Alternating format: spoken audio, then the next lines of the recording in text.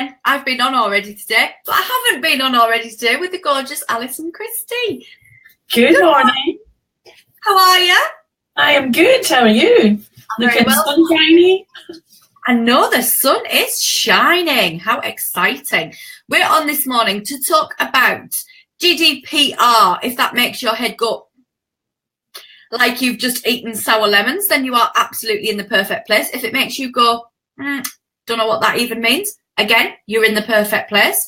If you are feeling a little overwhelmed and scared and all out of sorts around GDPR, then you are in the right place.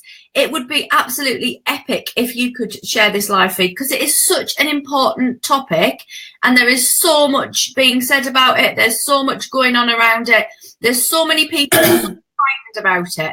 So if you do feel like it is something that the people that you know, your audience, any people that are in your circle might really, really need to find out about, then we would be ever so grateful if you would share us up and let everybody know that we're live and that we're talking GDPR.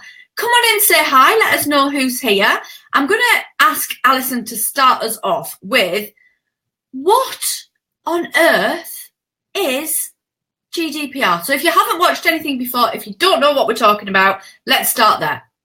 That's a good place to start, isn't it? So, yeah, it's updated data protection regulations. 20 years ago was the last data protection regulations. This is just bringing them up business now for the digital age, I suppose, and for the way that we transfer information and emails and have so much personal information online. So if you have any information in your business that can identify a person, whether that's name, address, email, phone number, even a photo if it kind of goes along with other information and that kind of stuff, then you need to be paying attention to the new data protection regulations, and they come into force on the 25th of May.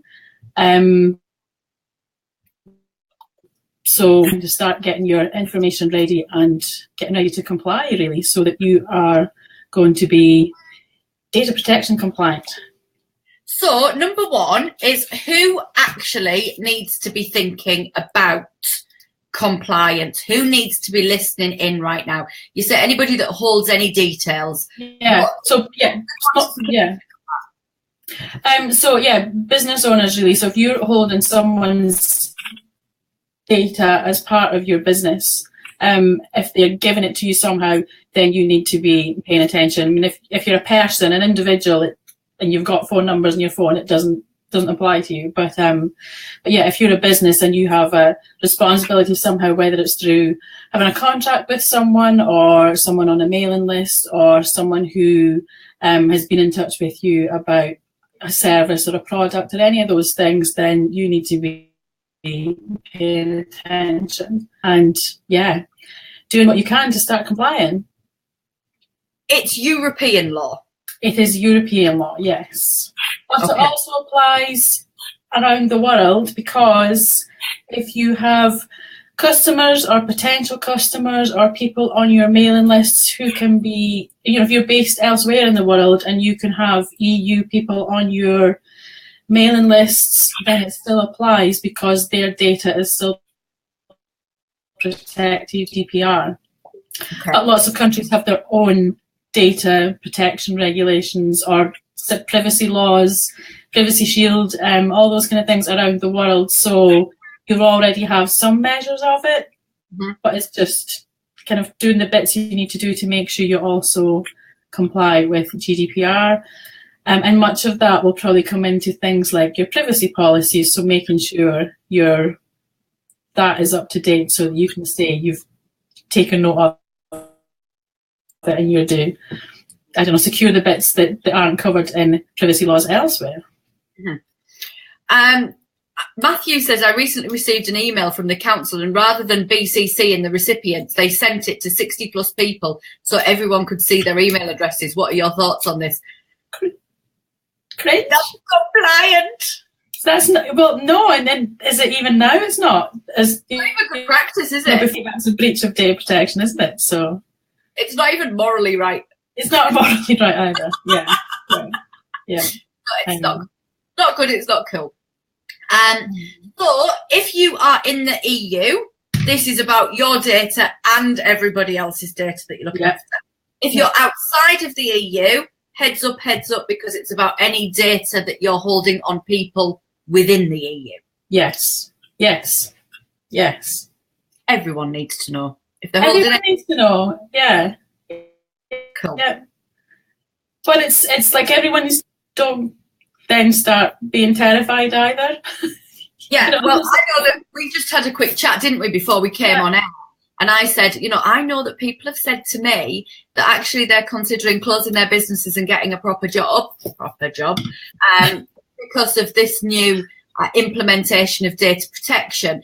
I think there is a lot of scaremongering about. Yeah. Can we really tear that back and see, number one, what have you heard from the Commission? Yeah. Number two, what actually does GDPR mean to us? Okay, so the Information Commissioner's Office were up here in Shetland.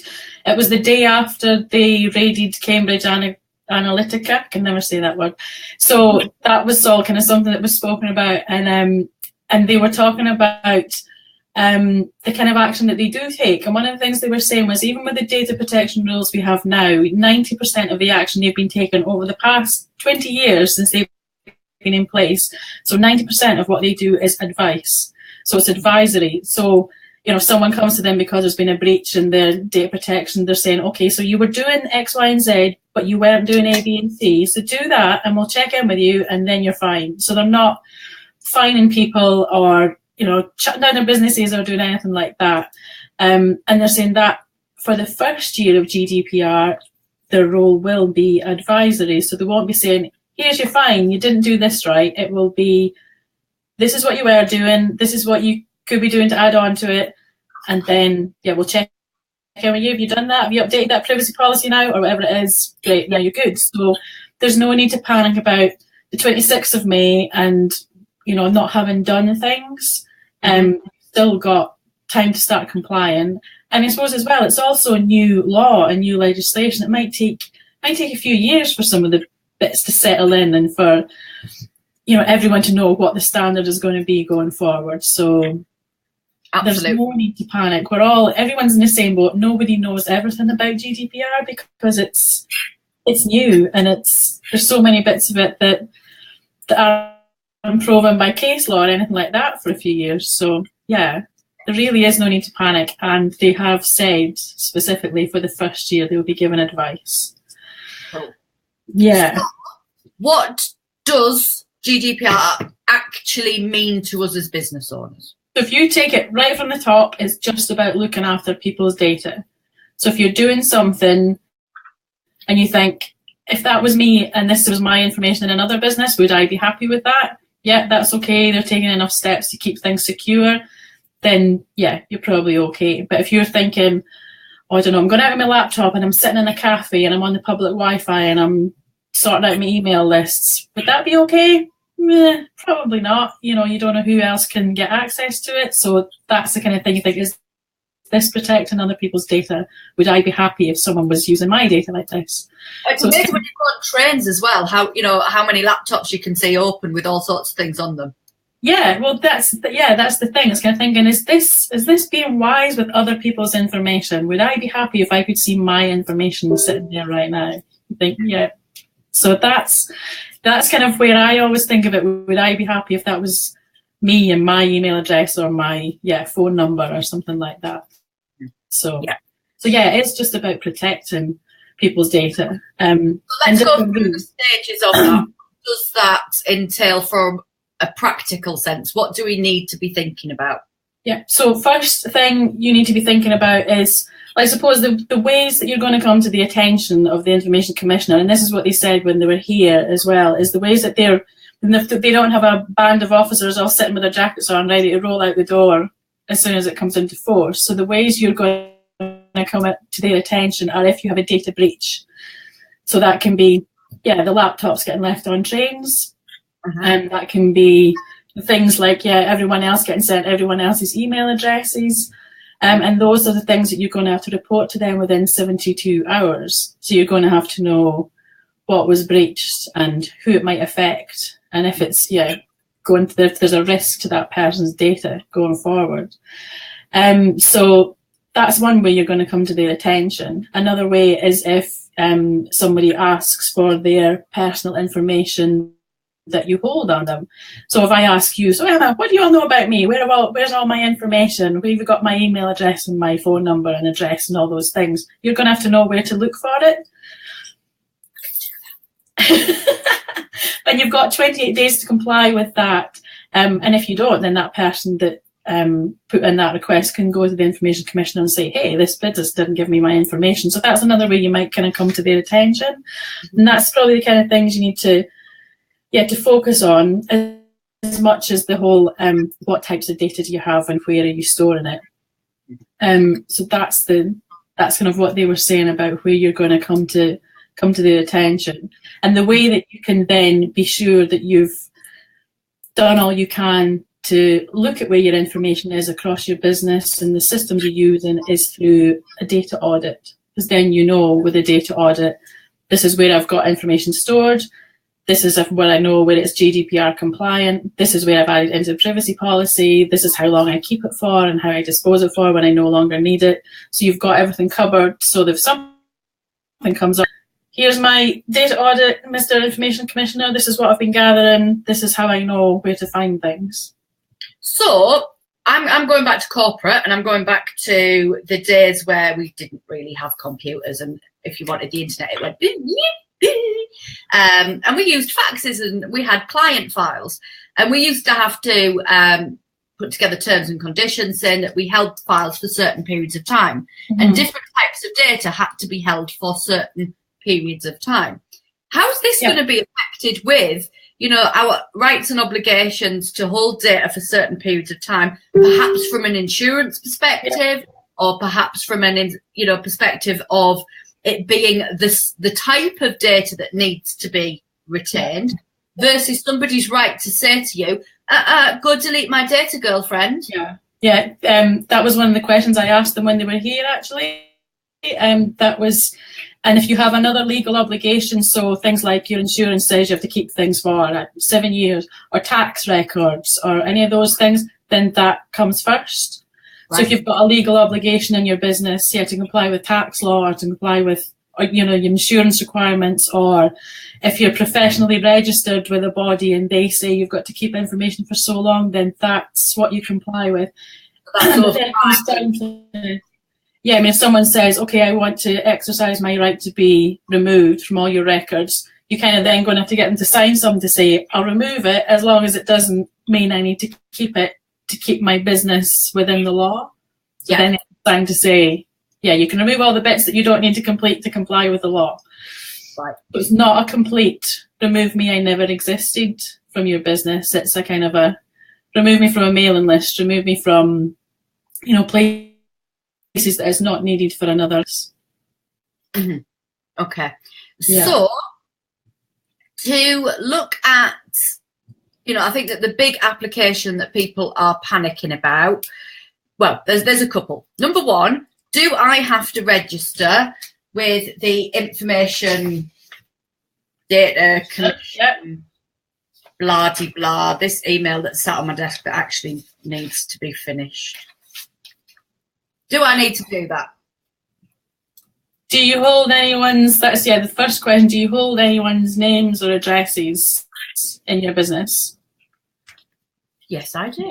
If you've got data that you, there's a self-assessment tool on the Information Commissioner's website, actually. If I find the link for that. There is a little self-assessment to be sure, but I think there's very few people who are not going to need to be registered. Yeah. And what happens is I've gone through the registration process. Mm-hmm. I have got the, let me just, okay, so I can't actually figure out the data on that, but I'll show you that bit. Okay, yeah. A little thing to complete for your payment. Obviously, there's a payment. Yeah. and your data control regulation information that's going to go on the register for you to check. So I need to just check through that. I need to fill out the direct debit, and I can send that straight back now to the Information Commission and be registered. It's not a big deal. No, it's not a big deal. And just now, if you register, then it's £35. So when you register just now, you're registered under the old data protection law. Yeah. But that still lasts you for a year. So by this time next year, when you re-register, you'll be re-registered under GDPR.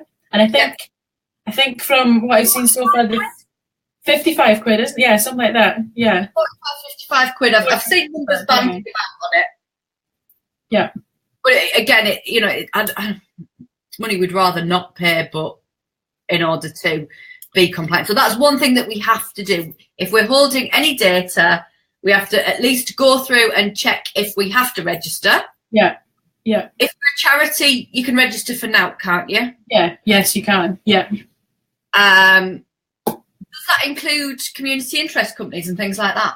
I don't know. To be honest, I haven't really looked at it that much because I'm mostly focused on my business and clients' businesses and things like that. I'm not sure. I can find out. We can pop a comment in later. Yeah. Cool. So that's number one. Mm-hmm. Get onto the ICO website, check if you need to register, and register. Yeah. Yeah. Okay. Yeah. Yeah, there's quite a few people thinking they would wait and then register once it was the new guidelines, but no, register now, and then at least you get a year for £35. Yeah, you're going to get your first year cheaper. Yeah, yeah. And we all want that. If we can save a couple of quid, that's all good. So number two, we talked about laptops, mobile phones. We're able to access data on the go now. Mm-hmm. Yeah. What do we need to be doing to make sure that our software, etc., is safe? That the things that we're taking out and about with us on a day-to-day basis, what do we need to do to make sure that that's safe? Quite a few things. Depends what you're using. Obviously, everyone's different. But I'm iPhone, and it's fairly easy to encrypt your iPhone, so that then you're keeping the data secure. So that's one thing you could be doing. If you're using laptop and all the rest of it, making sure those are encrypted and well protected with passphrases and things. And the other thing that I have is I have a VPN installed, so I have a little secure network wherever I go. And you can, the one I signed up for, you can have that one VPN protecting 5 or 6 different devices, so you're paying for it. It's not that much per month, and then you've got all of your devices that are registered on that protected whenever you're out and about too. So, okay. So what does that mean? So number one, what does encrypted mean? So it's it's meaning that if anyone got access to your phone and managed to get into it and managed to get the data from it, it's not going to make any sense to them. So it's kind of gobbledygook. They're not going to be able to figure out what was stored within your phone. They're not going to be able to download anything from it or access any of the data that's within it. Okay. Yeah. So we can probably find YouTube videos on how to encrypt your iPhone. Yeah. Microsoft Windows laptops, I know, are more difficult. Depends what you're on. I know a few people who've had to go and get something new because the one they were using was not going to be up to standard. But you need to know what device you're using, and if you're on Windows 10, it's a lot easier. So if you're on something before that, you need to, it's something you need to look at. And closed networks, what does that mean? So usually we would go out and about, we would hit 4G. What does it mean to have a closed network? Just like it sounds, doesn't it? It's like a little private network, so that no one else can get access to it. I mean, you're password protected, even though you're using Wi-Fi and things like that. You're still kind of password protected within your little network, so you can't. Other people can't kind of get into it. They can't be on the same network as you because yours is a little private one, so they can't be on the same network and see what you're doing within it.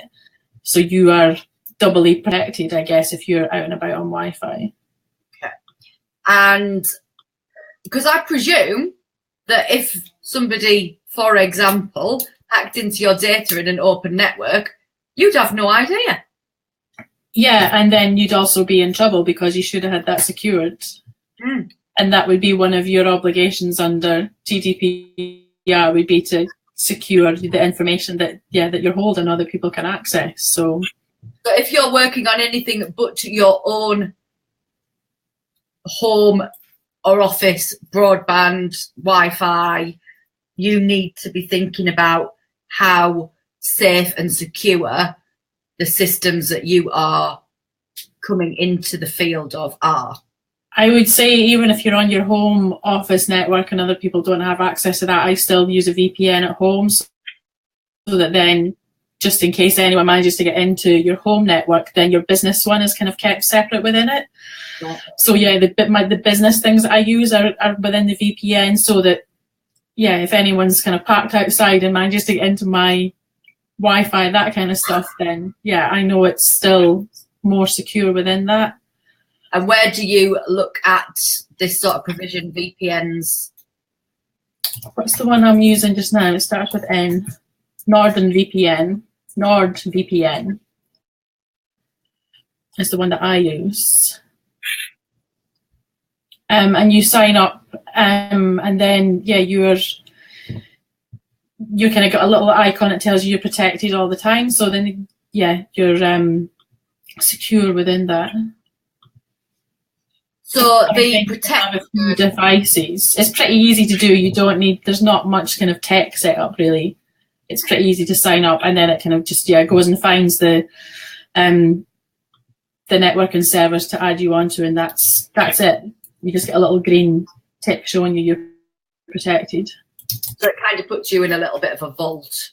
Yeah. You can then go on to public Wi-Fi. And you're still... Yeah. Okay. So when you think about, what you are using when you're out and about, you might not necessarily be accessing data. It's the fact that you could access data. It depends what you're doing. Well, I suppose, if anyone can get access to your devices, then they could potentially get access to it. I suppose they're not going to be able to, if you're out and about and you're not logged into your MailChimp, for example, when that's something else that's password protected, is another system. So that's like another level down, isn't it? But we don't always necessarily know what we're storing. Yeah. In all the places on a computer, we don't pay a huge amount of attention to that. So you can never be sure what someone else can get access to, I guess. And I think that the fact that, I think that I don't personally store any data stored in third-party programs. Mm-hmm. So all of my data actually isn't personally looked after by me. It's in third-party programs. But it's the fact that through my machine, you could access those third-party programs. You could get into MailChimp. You could get into my client management systems. You could get into Dropbox. You could get into other things. It's not the fact that your emails.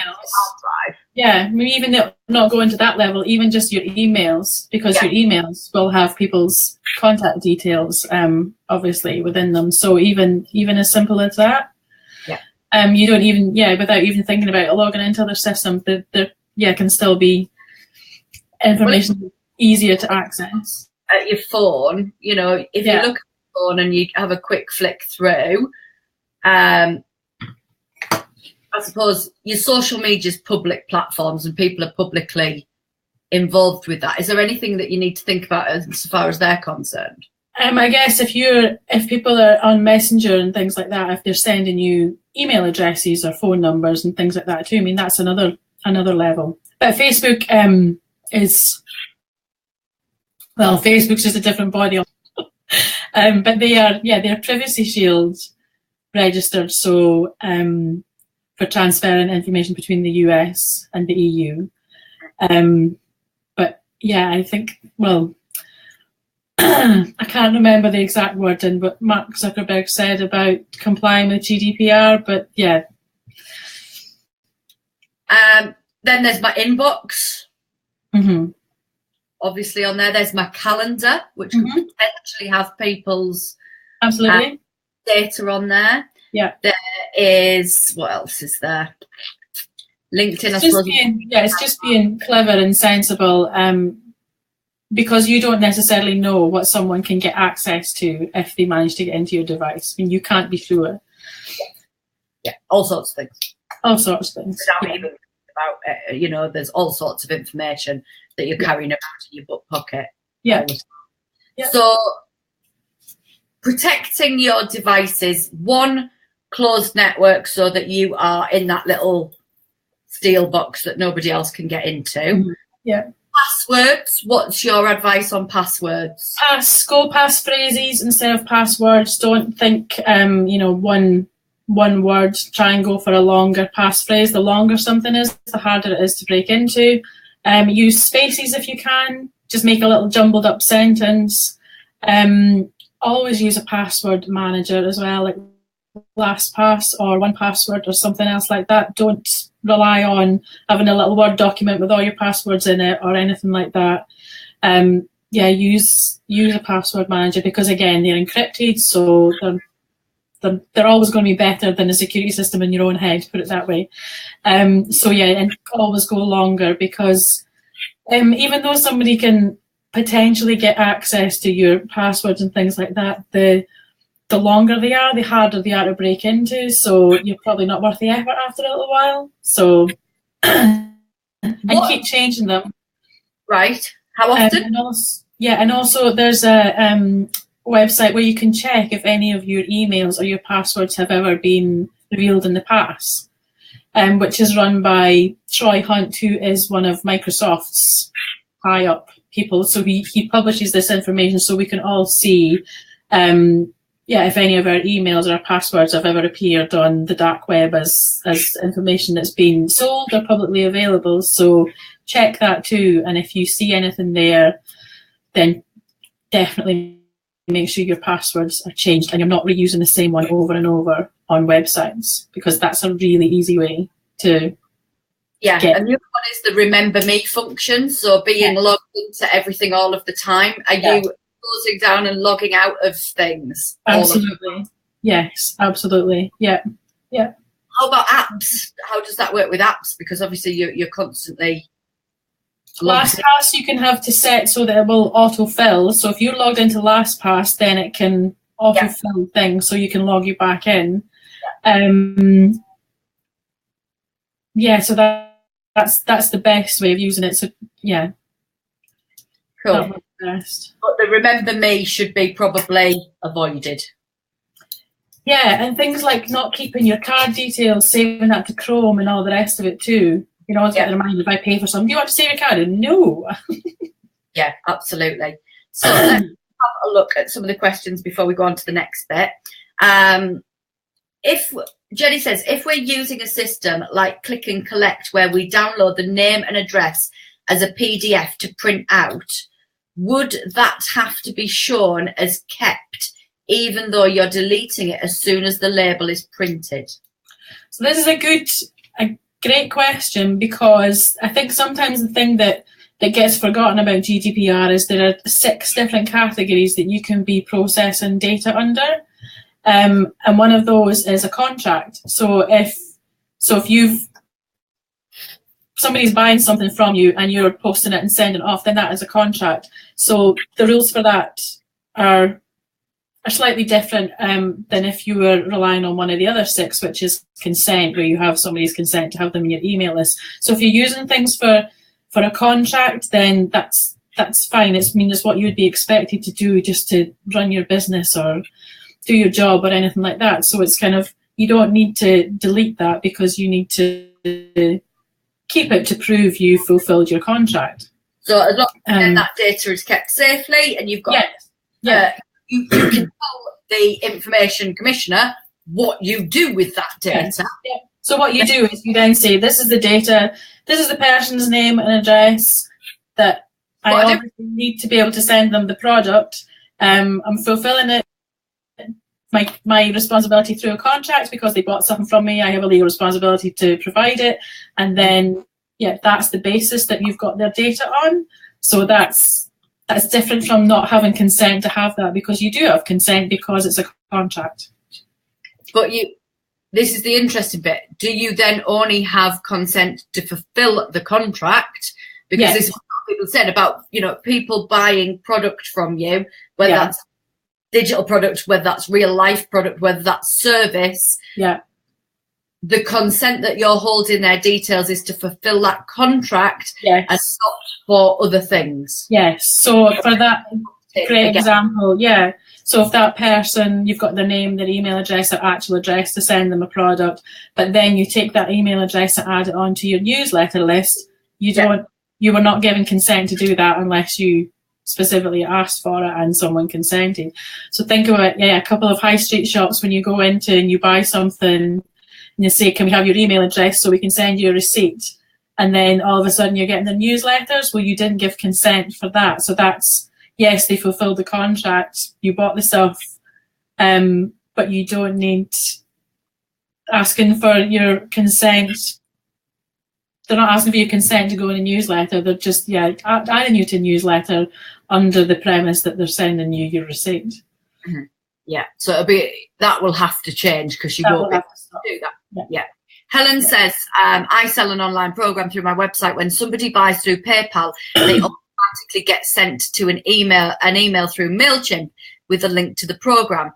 I then therefore have a list in MailChimp of email addresses and names of people who have bought it.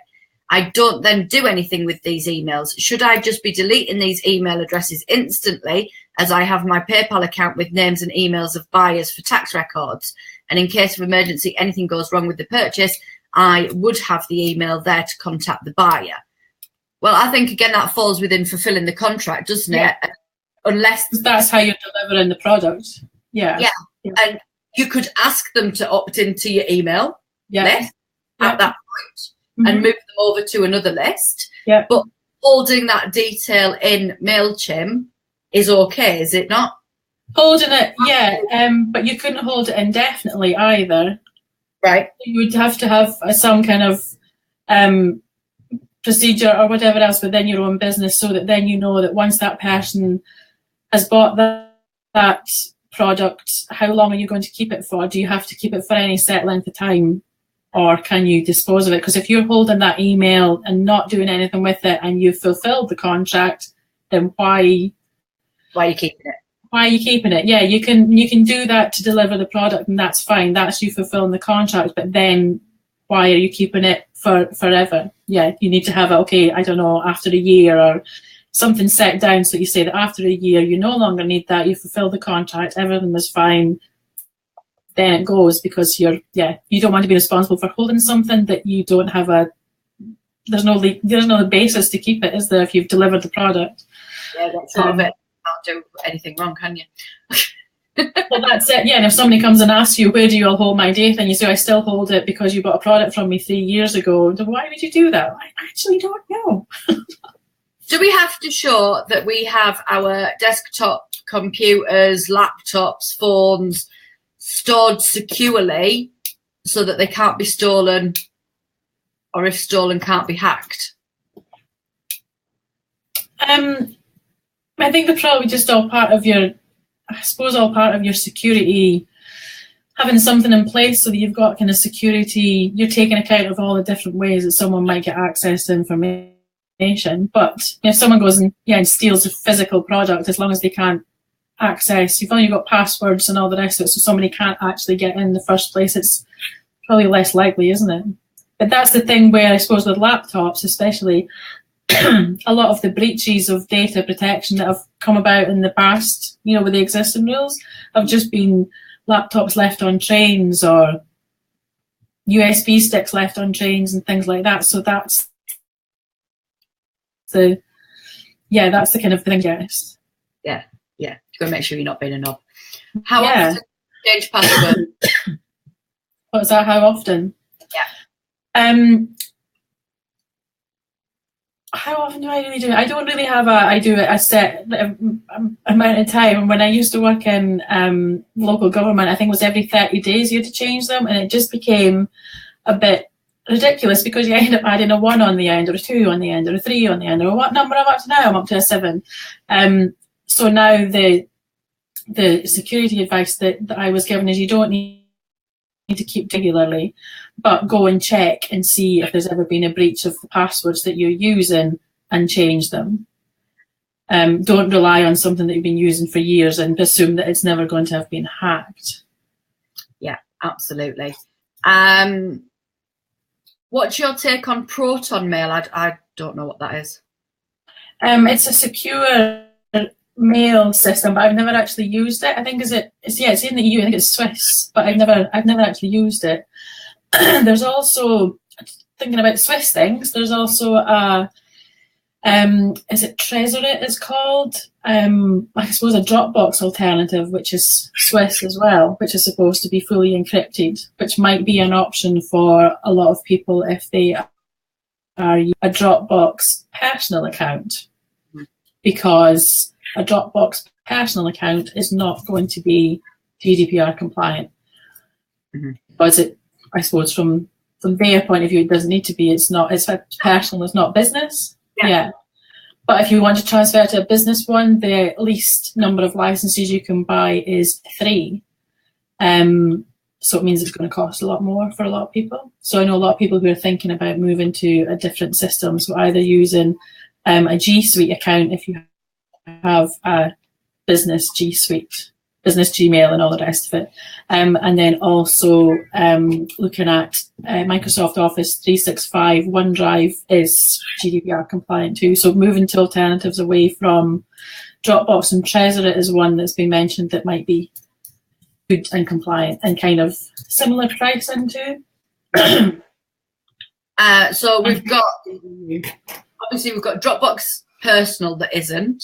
iCloud Drive?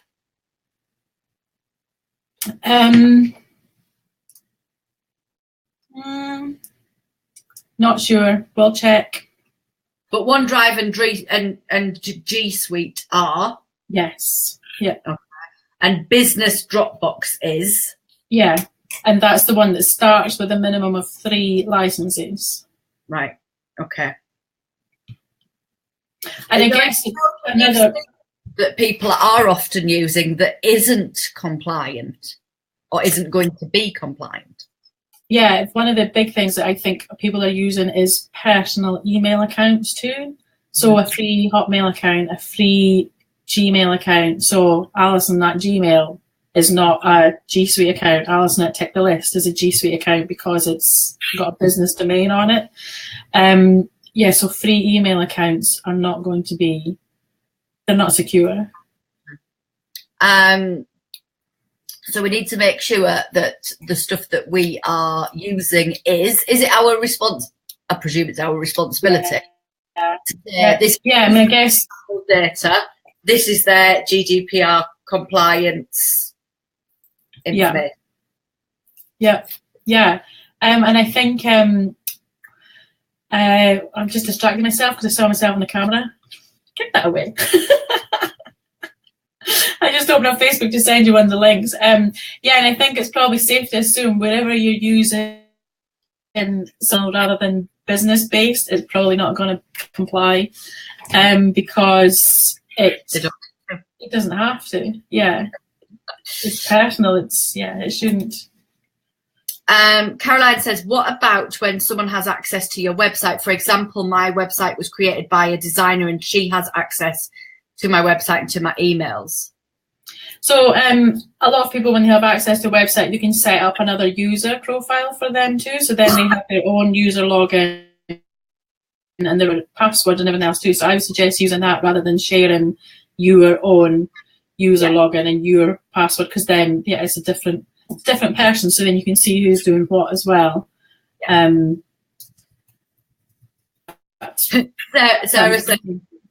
Sarah says, but it's not real money if you've saved your card details in advance. It's also not real money if you just go. Just do that. That's not real money. It doesn't count. No. Jenny says Windsor's are really bad at asking you for your email address. And they see, you can see other customers' information, yeah. Elizabeth's asking, where was it that you said we can see if there's been any breach on our passwords? I've just sent you the link in a Facebook message. So Cool. it's haveibeenpwned.com. Yeah. I will put that in now. Let's just copy that there link. Ba, ba, ba. What VPN do you recommend, says Liz? There's a few. The one I use is NordVPN. I'll pop you a link into that too. Yeah, let's do the links while I've got this open. Right. There's a few different ones out there. Yeah, and different people will recommend different ones, but that's what I'm using.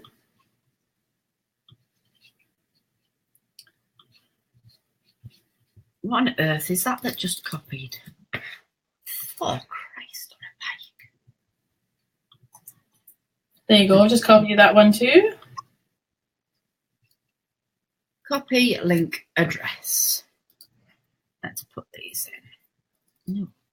Right, I'll sort that out in a second because it's copying it all silly. Let's have a look. We'll keep going with the questions and I'll bring all of those in. Still recommend regularly changing passwords, 3 to 6 months in the guideline. Yeah. I'll start by I think you do actually, yeah. I'll start by making a list of all the software and systems I use and checking that they're compliant. That's a good idea. It is a good idea because you can use it for so many different things. You can use it to then know what you need to update in your privacy policies, what you need to do for when you're going to dispose of things. So then it also, if the Information Commissioner is going to come knocking at your door saying, so what are you doing because we've had a breach or something like that, you can say, well, this is my process. So you've got a place where you know where everything is kind of flowing through. Yeah. So talking about that, the next one I want to ask you about is pixels.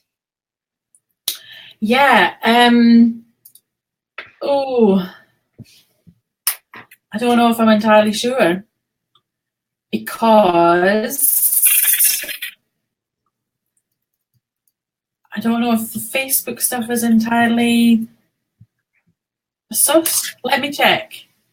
I've seen somebody say something about you having to advise people on every single web page that your site runs with pixels on it. That's what I've seen. I don't know whether that's true or not, but I'll let you look into it and you can bring that into me. Because I've seen quite a few. It's one of those things, you've seen quite a few different things and not sure. I think new terms of Facebook saying, there's new terms of Facebook, but I haven't looked into them enough to be honest to know what exactly they mean. Okay. Do I need a written GDPR policy? You need a privacy policy, and you needed a privacy policy just now. So you don't need a separate policy, but you do need a privacy policy, and within that privacy policy, you should be saying what you are doing to comply with GDPR. Do I need a written GDPR process? There's a few things you need. You need to have a kind of a data audit so you know where your information is coming in and then all the kind of bits it hits and how you're complying, and then that'll tell you things like where you need to update privacy policies. And I guess the thing we haven't mentioned so far is the difference between personal data and special category data. So special category data being health, medical, sexual orientation, religious, political beliefs, all those kind of things. So if you hold any of that data, there are different rules for it. So again, if you've got a data audit, you can see where you've got that data, and then you know you've got stronger protection, so you're keeping it secure. Cool. Do I need to buy a data protection compliance pack? Is this people selling data protection compliance packs? Sounds like you don't. Yeah, I mean, you can. The Information Commissioner's website. We should probably pop that link in. Actually, yeah, put that in. I've got that one. Cool. I mean, there's lots of different tools that they have. There's several groups on Facebook and things like that too, with lots of videos and things for free. There's self-assessment tools on the Information Commissioner's website. There's also a self-assessment tool where you can add in the type of thing that you're using data for, and then figure out which of the 6 rules it comes under, whether it is a contract or consent and things too, which I think will be really handy for a lot of people. Yeah. So there's lots of information on there. I don't think we do a lot of it yourself without having to buy a pack. Yeah, you don't have. And lots of it is panic driven selling, I think, for people who are feeling the fear. But I've also put a link into your website because you've got some tick lists and a checklist you can download. So yeah, you can a data audit spreadsheet, so you can start looking at it. Tick the list. I know. Didn't think that through. You shouldn't be doing checklists. You should be doing. So Judy says, would you recommend Proton encrypted mail? I use that, but if you don't, what encrypted email provider do you recommend? Thing for anything that you're going to be using is check what they say about the GDPR compliance. Even things like Trello and Asana, and things like that, where you might have personal information coming through. Obviously, in an email system, you're going to have personal information coming through, but even other tools that we're all using, check what they say. Everything that you're using, check what it says and record that about GDPR compliance. And there's so many of them just now that say, we are working towards GDPR compliance. We will be compliant by the 25th of May. So keep checking as well. Keep an eye on their emails and all the rest of it, so that you know if they are. And also have a think about ones there are a couple that I've been using that I know are not going to be compliant for special category data. So clients that I'm working with who've got health data, I know they're not going to be compliant because they're US based. So that means we're transferring health data out with the EU, which it's not disallowed by GDPR, but you've got to have permission every time. So it's just easier to keep it all within the EU. Looking at new systems and kind of seeing what is going to be held within the EU and not go out there if it's special category as well. Mm-hmm. Am I right in thinking that if you use Stripe, PayPal, etc., they will be GDPR compliant? I think so, but then again, that could be contract based rather than consent based as well. So yeah, that's another. Yeah, I'm sure PayPal have said anyway they are GDPR compliant. I know that through my Stripe transactions, I don't actually. Everything's already encrypted. I don't get to see. Yeah. Each individual payment, but my payments do go through a third party. Mm-hmm. So it's already. I can't work out whose payments is whose because it's all big long numbers and I can't see that without going then referring back to the other system. Yeah. And again, websites too, that's another area that we all need to be checking because websites can have, email addresses and things added into them if people are signing up for things too. So it's not just about the MailChimp, it's about where they get that information in the first place. So making sure wherever your servers are or all those things are going to comply as well. And your host. Some of that will be contract based. Some of it will be about them thinking about, do you get people to sign up actually as users on your website? Because it was a big thing at one time. I don't think it is so much now. Mm-hmm. But lots of people had people signing up as a user on their website. Yeah, they're using a membership site and things. Yeah. And security of that. And it's good practice anyway to have an SSL certificate to secure your domain. is there anything over and above that you can do? Check in wherever your hosting is, and checking that it is within the EU. It depends what people are giving you as well. I mean, checking where it is, and that if information is not within the EU, then you need to be saying in your privacy policy that information can be transferred out with, but it is still covered by other security measures like EU-US Privacy Shield or privacy laws in Australia and things like that. So you don't want, if your server's based in a country that doesn't have any security laws like this in place, then you need to be moving it somewhere probably.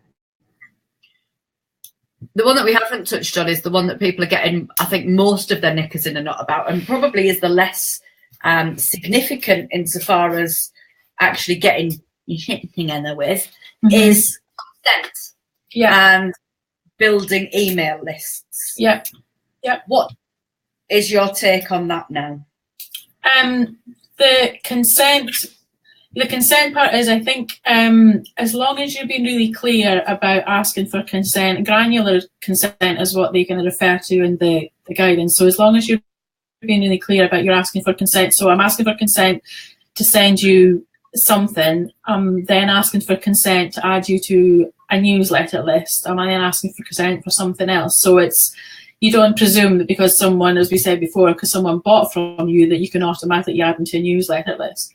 Or you don't presume that because you sent someone a freebie, that means they can go on your newsletter list. You can still send people freebies and opt-ins, because you're saying, this is what I'm going to send you, and that's kind of how you would deliver it. So that's that whole thing around what's reasonably expected for you to do. So reasonably expect of you to email someone and say, here's your information, and even probably a follow-up saying, was all of that okay? Did you use it?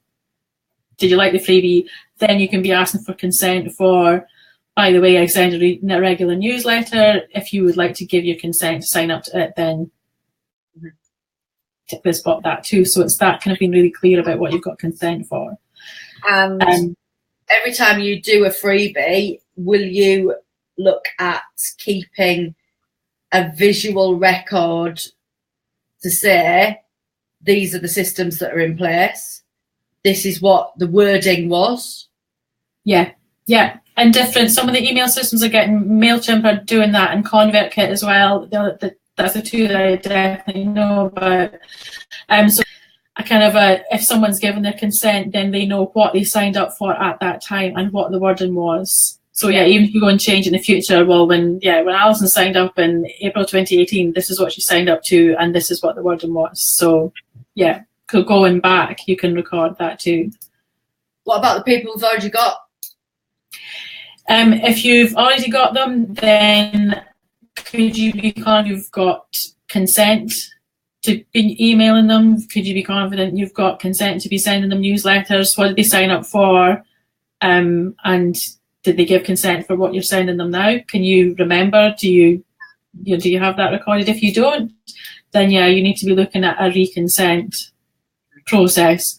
I mean, I think a good way of doing it is to, and what I've seen quite a few people doing is things that are just, the good value stuff, the lots of good information, not going straight in with a GDPR, please say yes and stay on my list, going in with a bit more, this is what I can offer you, that kind of stuff, and then going for a reconsent, would you still like to stay on my list after that? Because it just makes sense to do that, to say, oh yeah, their emails are really good, they've got a lot of good stuff, I'm more likely to click the button now than I would be if you just got a kind of a cold re-sign up on my list email. The interesting thing is that right now I'm only seeing small businesses do it. Yeah, there's so much out there that you're starting to become more aware of all the time, of things that are not, well, that doesn't comply and that doesn't comply, and you're kind of starting to challenge it a bit more as well. You kind of, somebody's asking for your details, like, oh, why do you need that? What are you doing with that? Yeah, absolutely. Let's have a look. This is very useful, says Liz. That's a big one coming through. I was thinking along the lines of me being ethical in collecting and using data, and had completely ignored the data security side of things, firewalls, passwords, things like that. I think lots of people, because certain people have done the scaremongering on certain elements of it, Yeah. And it depends where you come from too, doesn't it? Yeah. A security expert is going to go straight on security stuff. A marketing person is going to go straight on the consent and the re-opt-ins. You know, it depends what you're covering. Yeah. Caroline says, what about when people pay by bank transfer? I get notifications from the bank to say that someone has paid me, and usually the client's name is on there. Well, I presume that your banks will be GDPR compliant. And also, yeah, and that's part of the contract, really, that, yeah, if somebody's buying something from you, then that's part of the contract. So that's your basis for having the information, is through the contract. But then it depends what you do with it too. If you just keep that forever, and then if you added that, say if you got the name and the email address, if you then added that to a newsletter list, well, that would be wrong because you didn't get consent to do that. So, yeah, absolutely. It's about making sure that you're looking after that data properly as well out of the other side. Yeah. On the ICO registration self-assessment, I've answered the questions and it's come up as me not needing to register, but I'm not sure I've answered the questions correctly. It asked if you use data for any of the following purposes, and one of the purposes is accountancy and auditing. I don't know if this means doing your own accounts to fill in your tax return. None of the others applied to me, so I just put no.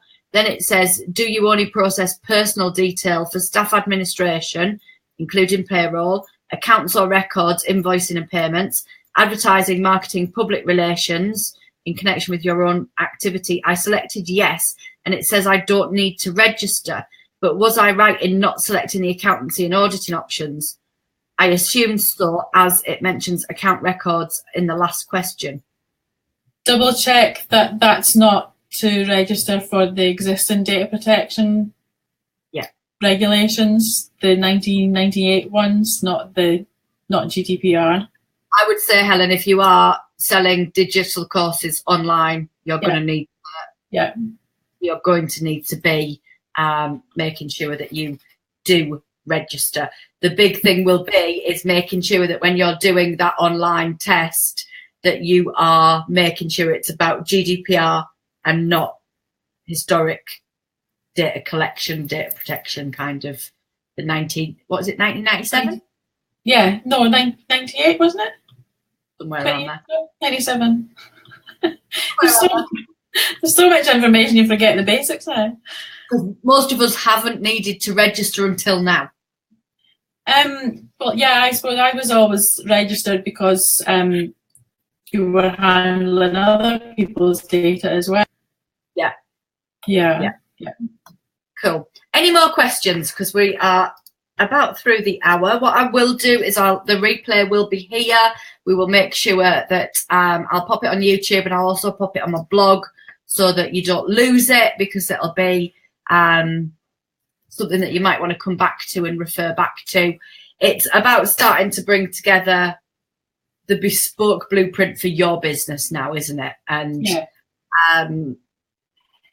I think it's probably not something. I mean, I've seen a few people saying, "Can you give me a couple of lines to add into my policies about data protection so that I comply?" So it's kind of everybody's got a responsibility, I guess, to do what they need to do on their own business. Jenny says, where does taking info on astrology charts come under this, as it includes really sensitive stuff like date of birth, place of birth, etc.? So date of birth and things like that will be that is data, isn't it? It's personal, it's personal information, but the special category things are health, political beliefs, religious beliefs, all those kind of sexual orientation, those kind of things, rather. So date of birth is still going to be personal data, but I suppose it depends what else you've got within that. If you've got health information and like that too. Yeah. YouTube videos on websites relating to cookies and recording information about viewers, etc. Changes to Google Analytics. Well, I've definitely seen something around the pixels and I think the terms and conditions have been updated, and I think I'm Google sure Analytics, though, I don't see who's visited my website. There's a. It records where I want to from. say one way or the other, because there's different people have different opinions on IP addresses and whether they're personal data or not. And I don't know enough to say they are or they aren't. But you get lots of, really saying they are, and you get lots saying they aren't. So I don't know. I think that's one of those things that somebody's going to have to take a view on, and we're just going to have to run with what they say. But yeah, a lot of people think, well, if an IP address is personal data, but other people say, well, it's only personal data if you combine it with other things, like such as, I don't know, names or whatever else, or where people are going to kind of build up a picture gives you personal data rather than the IP address on its own. So it's there's different opinions on it. But cookie policies are another thing you're going to have to be updated as well, to take account of updated privacy policies and updated how you use people's data. I don't think that I can ever see even people's IP addresses. The data that actually comes out of the other end, as I look at Google Analytics, is just where in the world people are. So I presume they're encrypting that data in any. It depends. You can, I think you can, and depends what you're using, because there's so many different tools you can use, but there are ones where you can see IP addresses that are visited in the last, that kind of stuff you can see. So that's, that's kind of where that whole argument comes from. Cool. And it'd be things like returning users and stuff like that, won't it? Yeah. I think that there is more that'll come on the cookies and I think that targeting people who hit your website is going to have to be consent based, isn't it? And I think that's you're going to have to tattoo your website with your privacy, and that's going to come back to your privacy policy. So everything is going to have to revert back to, if you're even, I suppose, email campaigns and things too, and we say, my privacy policy is on my website here, and all the rest of it, so you're covered. But again, it's one of those things that it's 30 odd days now till it comes into effect. Mm-hmm. But also there's so much more that's going to happen after that, to the kind of things that's going to have to be ironed out. And there's also a new data protection bill, which will turn into a new data protection act to follow on to this, which will cover more of the sensitive data and things as well. So next stage after this too. Yeah, it's going to continue to evolve, isn't it? Yeah. Google Analytics might be holding it in the background. Yeah, a lot of it is, and I think that we'll see so much more as it comes through, and we'll find out so much more as it comes along. Helen's put in the link that she used to check out whether she is compliant. Have you got the link for that? I will get it shortly. No. My mouse is doing some really ridiculous things. Let me see. Any more while we get that going?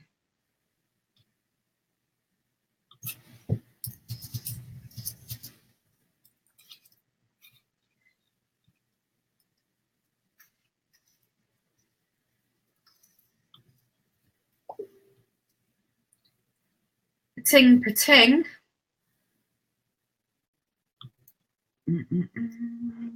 I think that's the old link, because I've just looked under the 1998 and then do I need to register, and it takes me to that same one.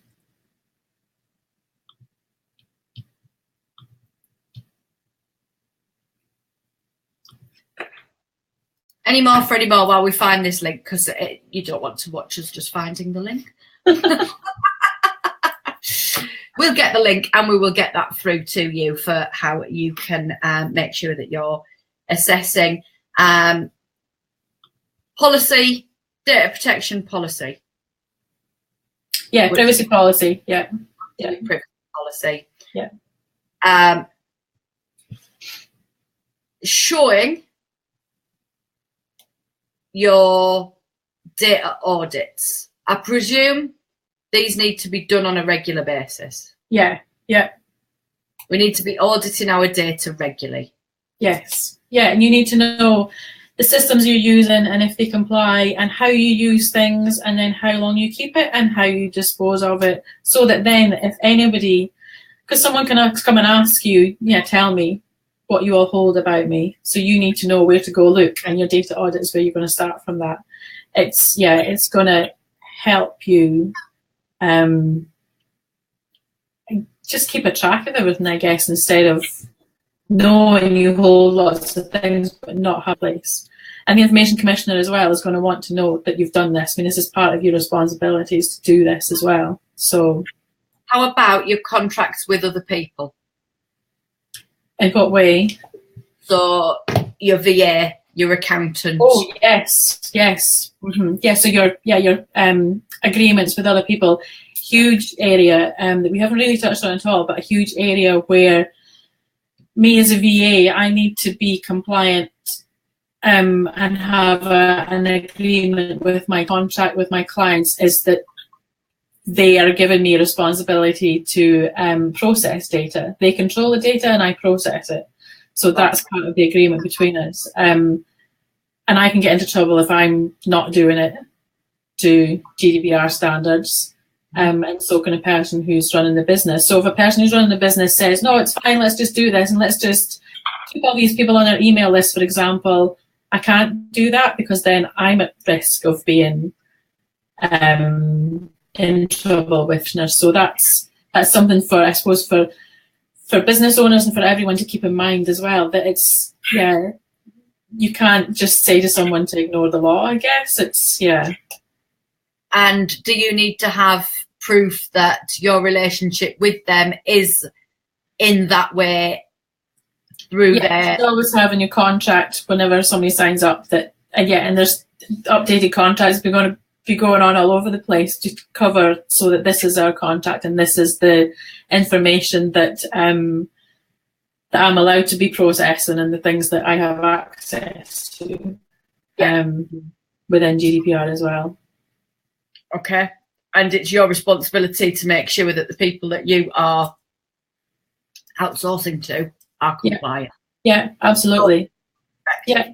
For any level, whoever you're who you're sending it out to, are they compliant? So you've got responsibility for that, and then they've also got responsibility back if you're asking them to do something that won't comply, to say can't do that, it won't comply. Can you outsource the data audit? See, it's one of those things. Can someone do for you, and they can't do it all for you? You can have help and you can have support and things like that, but you can't just, you say, you do my GDPR and then it's all done. You can't remove yourself from it, because so much of it is about it's about your responsibilities as a business owner, but it's also about how you use data day in, day out. No one knows everything that you have in your business and how you use it. So, and I suppose the thing is that the less time you've been in business, the easier this is. Yeah. I've got many systems now, and had many different programs that I've used, and now I've got to consolidate all of those into one thing. Showing where everything is and how that's taken place. And actually, it shouldn't take that long if you just start to write down your systems and create a flow of the systems within your business and how they work. Yeah. Are you do you think it's a good idea to have, kind of like the old-fashioned office manual of this, everything in one? Have something. Definitely have something of how you're doing things and what systems it all goes through. And I chop and change systems, but I just love a new tool. So chop and change systems quite often. So it's in a case of making sure the old one you're no longer using, you're completely disposing of that and everyone's information that might be within it. So yeah. Is it worth keeping a GDPR folder, says Anita, which is the same thing as I've said. Obviously, if you're going to create a GDPR folder, make sure it's in a program that's GDPR compliant or it's printed out. Because if the Information Commissioner wants it and it's not actually... a personal Dropbox, it might. Like irony there. Yeah.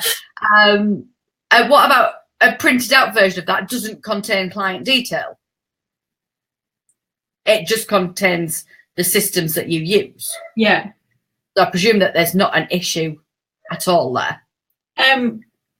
Under old data protection, any printed things have to be kept locked and secure, and if you're going out and about with it, it has to be in your possession at all times. And but that's only if there's client data in there. Actually, if it's just a system of your business, yeah, that's fine. Yeah, if it's just what systems you use, then that's fine. Data audits, as in I use these systems. Here's their confirmation of compliancy. This is how I use data.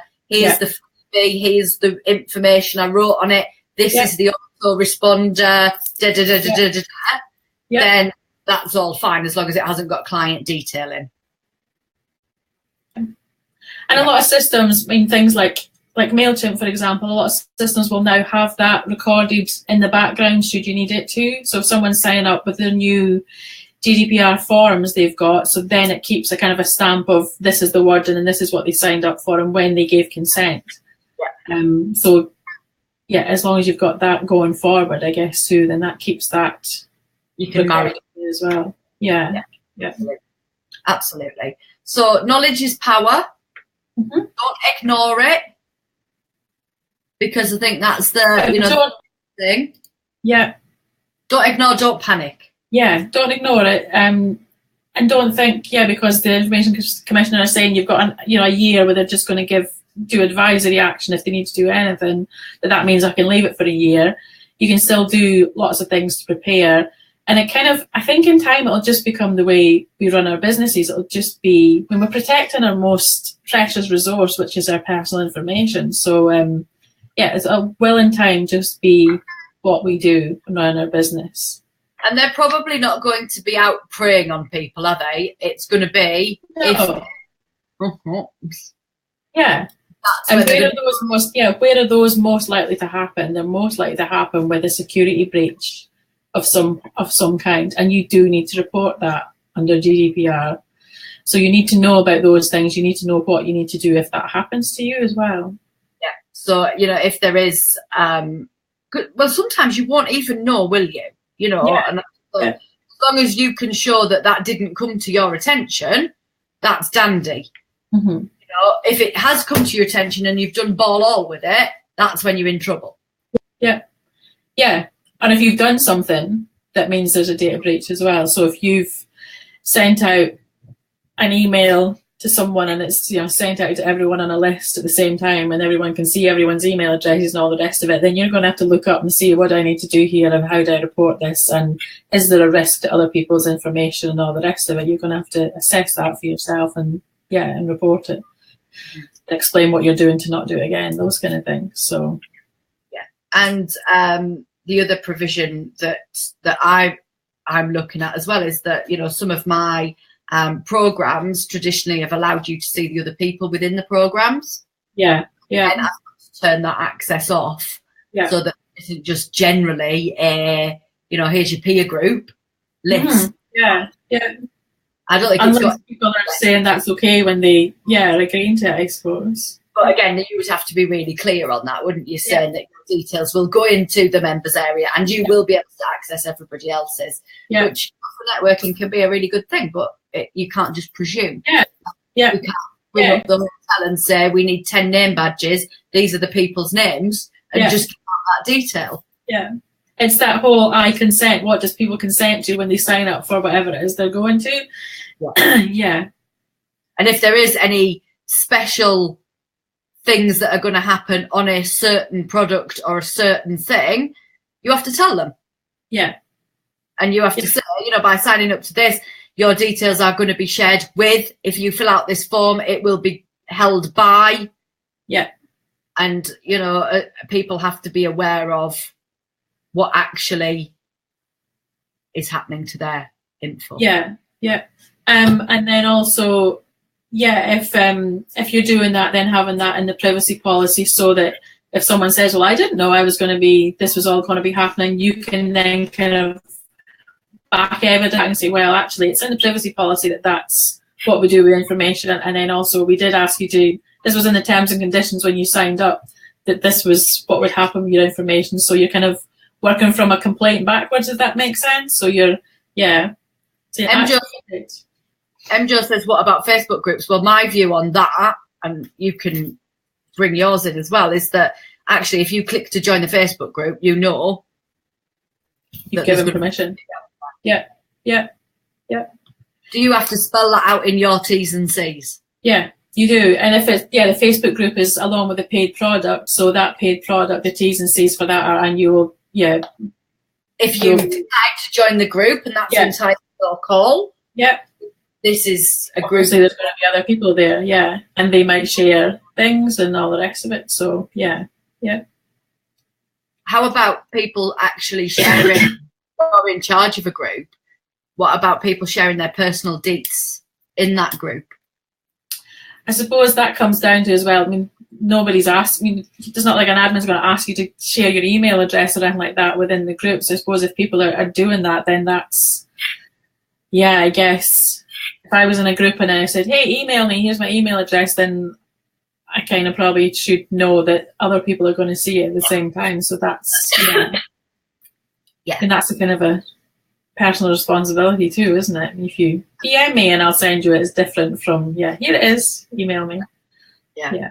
And do you think that we should actually be taking note of those sort of things if they happen? I don't know. If they then I was in Emma Holmes's group and suddenly 10 women started to email me, so she must have breached my data. Yeah. I need evidence to go out. Actually, girlfriend, you came in and put your email address in that group. Yeah. So maybe if there are unusual activities, you should maybe give a quick screenshot and securely save that somewhere. Yeah, and then your terms and conditions, I suppose, as well, covering it in there, saying if you do decide to share any personal data within here, then you know other people are going to be able to see it too, I guess. Yeah. It's not sharing it just with just one person, it's sharing it with the group.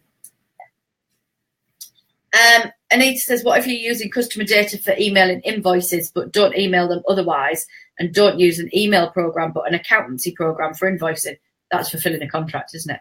Yeah, and check that your accountancy program is GDPR compliant and how you're using the email, whatever email system you're using as well.